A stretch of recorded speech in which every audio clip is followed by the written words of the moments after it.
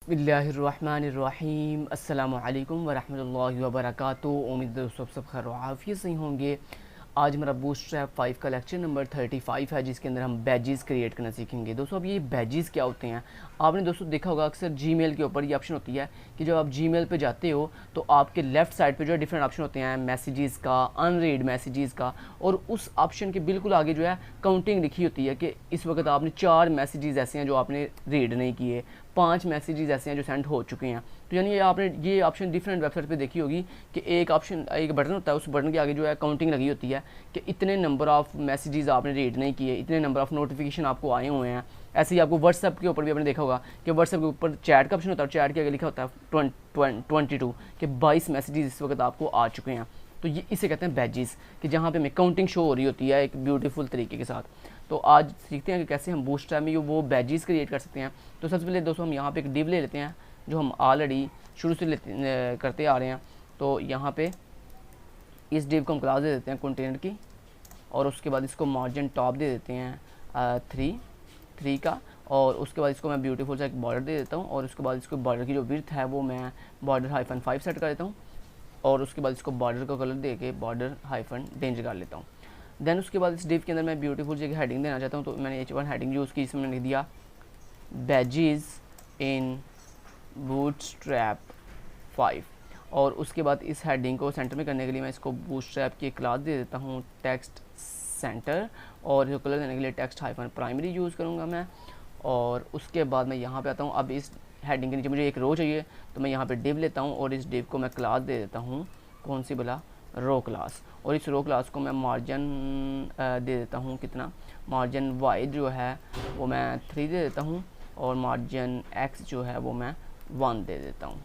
इतना करने के बाद मैं अब उसके बाद यहाँ पे एक डिव लेता हूँ, इस रो के अंदर एक डिव ली, और इस डिव को मैंने क्लास दे दी कॉल, जो कि क्या करेगी, इस रो के अंदर 12 कॉलम की जगह ले लेगी। अब इस कॉल क्लास के अंदर जो है हम अपनी बनाने जा रहे हैं बैजेस। अब दोस्तों बैजेस कैसे बनाते हैं, बैजेस बहुत इजी बनाते हैं हम।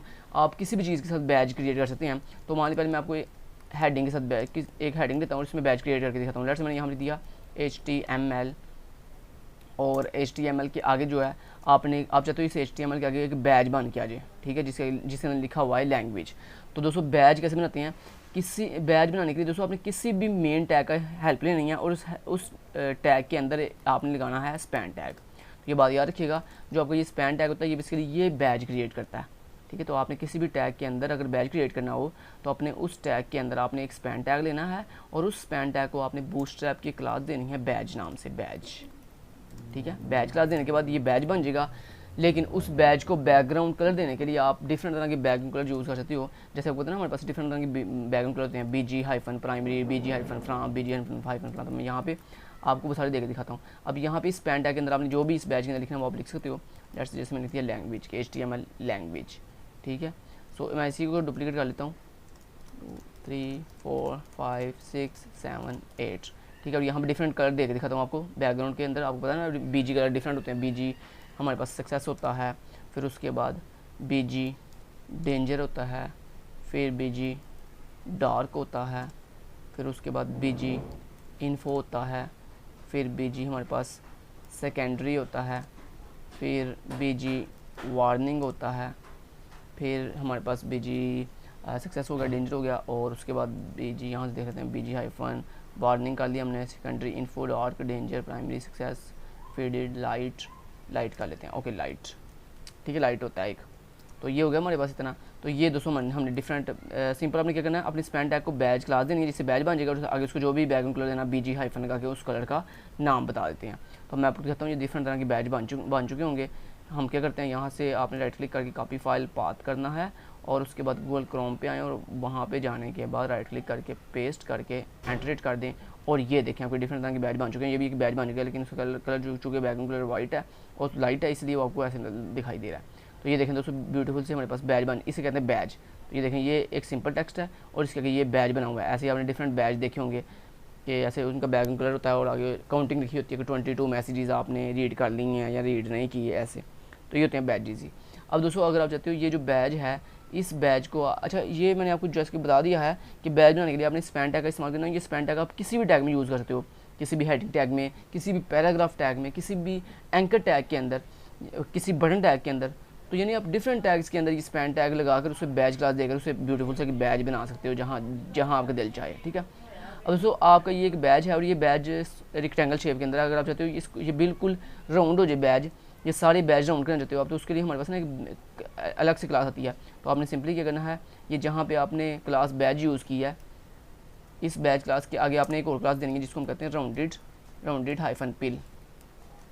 तो अगर आप अपने बैज को ये वाली क्लास दे दो राउंडेड हाइफन पिल, तो क्या होता है आपका बैज बिल्कुल राउंड हो जाता है। वैसे देखो अगर आप ये राउंडेड हाइफन पिल क्लास यूज़ ना करो तो आपका बैज जो है बिल्कुल इस तरह का बनता है, मतलब रेक्टेंगल शेप का। अगर आप राउंडेड पिल क्लास दे दोगे F5 से रिफ्रेश हो, देखो अब क्या हुआ, बिल्कुल सारे के सारे बैजेस जो हैं वो क्या हो गए हैं, राउंड शेप के अंदर आ गए हैं। तो आपकी मर्ज़ी है, आप राउंडेड पिल क्लास यूज़ किए बगैर जो है रेक्टेंगल शेप में भी बना सकते हो बैजेस, और आप चाहो तो इस तरह राउंडेड शेप के अंदर भी बना सकते हो।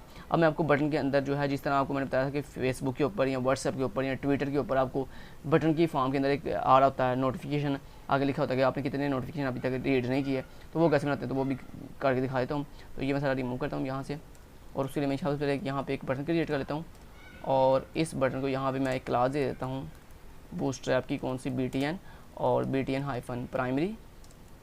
और उसके बाद इस बटन के अंदर मैं जाके लिखता हूँ क्या बोला, यहाँ पे मैं इस बटन को ऐसे ऐसे ऐसे ऐसे, अच्छा इस बटन के अंदर मैंने लिख दिया नोटिफिकेशंस, और हम चाहते हैं यहाँ पे नोटिफिकेशन क्या काउंटिंग लिखी हुआ है कि इतने नोटिफिकेशन आपको रिसीव हो चुके हैं। तो उसको बनाने के लिए हम बैज बनाना चाहते हैं, तो उसके लिए हम यहाँ पे एक स्पैन टैग लेंगे, ठीक है।